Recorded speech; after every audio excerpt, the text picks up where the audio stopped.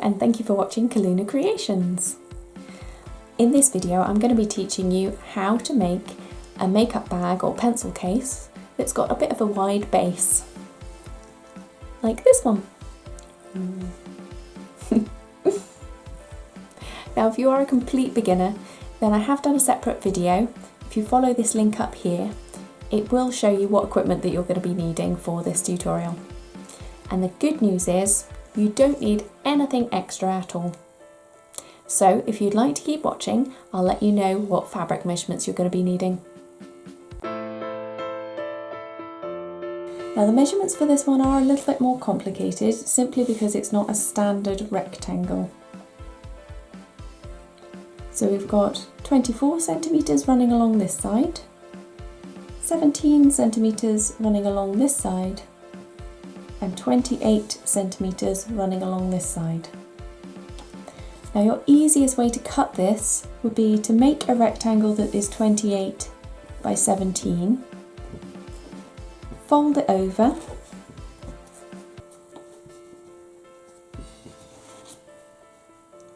put a mark at 12 centimetres from the centre point to the end, and simply cut that diagonal to meet the other side.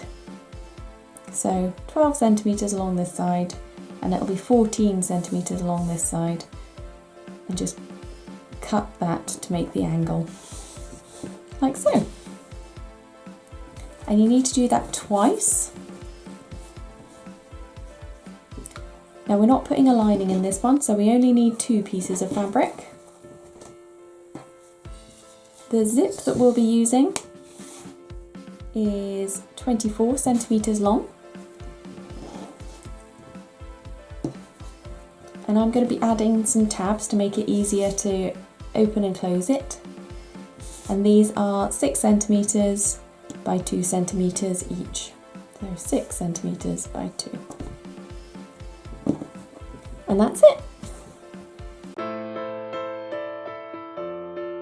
So the first stage of this one is grab one of your outer pieces, grab your zip with the zip part facing downwards onto the colour part of your fabric, and we're going to sew this onto the top of your fabric, remembering to go forwards backwards at the start and forward backwards at the end. Now when you get to the part where your actual zip is, you might struggle getting past it. So what I would do is just stop here, leave your needle in the machine, lift the presser foot, and simply open your zip so you've gone past your needle. Put the presser foot back down, and then you can continue to sew along here, not worrying about this lump here. I shall go and do that, and then I'll show you what to do next. So we've got our zip sewn onto our shape here. Now the next job is to sew the other side on. So close that up, flip that over like that. Doesn't want to know. And place your other side facing downwards like that onto the top here. Now to make sure it doesn't flip back up, what I'm going to do is just clip the zip and the fabric together, just in a few places along here, so that when I take it over to the sewing machine, it knows what piece I want to sew to what. And same thing again, forwards backwards at the start, forwards backwards at the end, and when you come to the lumpy part, just leave your needle in, undo it, flip it back, sew along. Okay, I'll go and do that now and show you what to do next.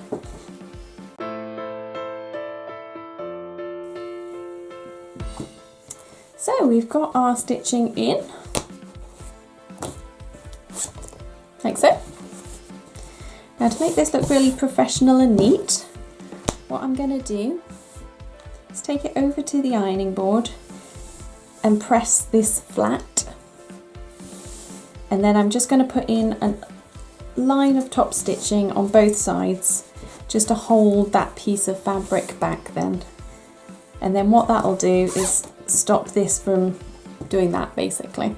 It'll hold it back like that, make it nice and neat. You don't have to do this stage, you can skip on to the next stage if you'd rather. It's just, I like to do this just to make it look super neat because we're not putting a lining in this. It'll just make it hold back and look really good. So I'm just going to do that and then I'll show you what it looks like after.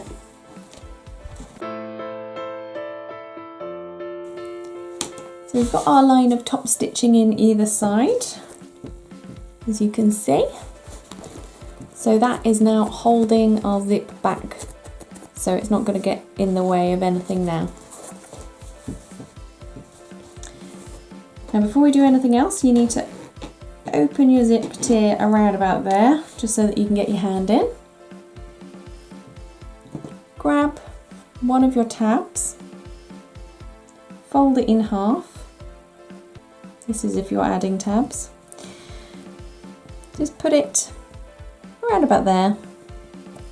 Anywhere will do really. I like to have them kind of lining up with the line of stitching there really. Fold this over to get to about there, and then just clip them together so that it doesn't move, like that. So it looks like that. Do the same on the other side. So we've got our tab, fold it over, open it up, and just place it where you want it. It's personal preference really. I like to go about there. Then a bit easier on this side because you can see it a bit easier. And then either clip or pin it in position. I can see this one's gone a bit AWOL, so I'm just going to wriggle it down a bit. There we go. That way when we're sewing it, it'll all line up nicely. So all we're going to do is sew all the way round here, like so. Remembering to go forwards, backwards at the start and the finish. And then I'll show you what to do next. So we've got all our stitching going in now, all the way along the edge, sewing in our little tabs as well. So the next job for this is just to cut a little chunk out of the corner. Now that's just going to give us a little bit more space. So what I do is just mark in 1.5 centimeters from this side and 1.5 centimeters in from here. So don't know how, but I managed to get that right first time. And do the same on the other side. So it's 1.5 that way by 1.5 that way. So that's where we're going to be cutting. So it's just as easy to use a pair of scissors for this, to be honest. So just follow your guide, cut along and along, like that. Same on this side.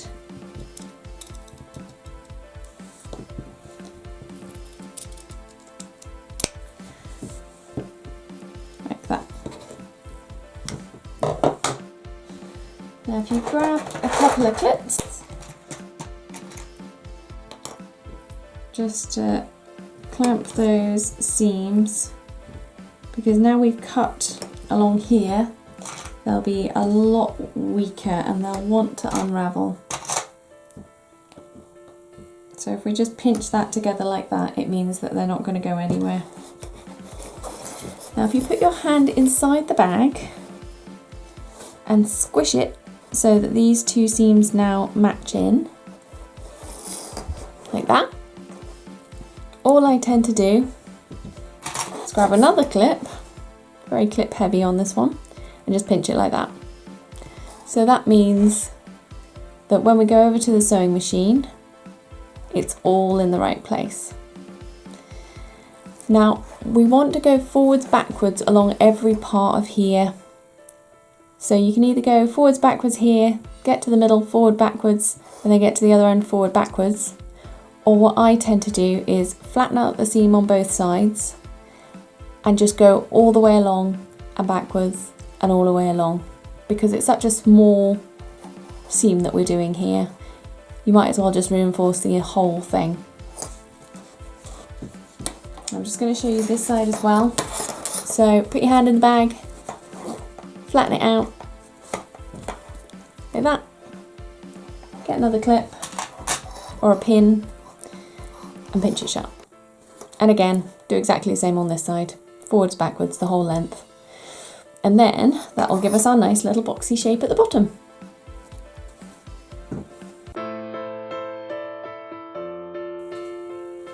So there we go. I put in my seam all the way along on both sides, like so. Now because this isn't going to have a lining, just go around all the edges. Make sure that there isn't anything sticking out that you don't want to be. No loose threads, anything like that. Like there. Just trim that bit off. And there's a bit of purple threads. Get rid of that. What I tend to do as well is just trim off this corner. Just take the angle off. Like that. Just to make it a little bit neater when you fold it out. And there we go, we're ready to fold out. And just put your fingers in just to pop out all the corners. Like that. Do the same to the top. Push that out. On that side. There we have it. There we go. Our lovely little pencil case.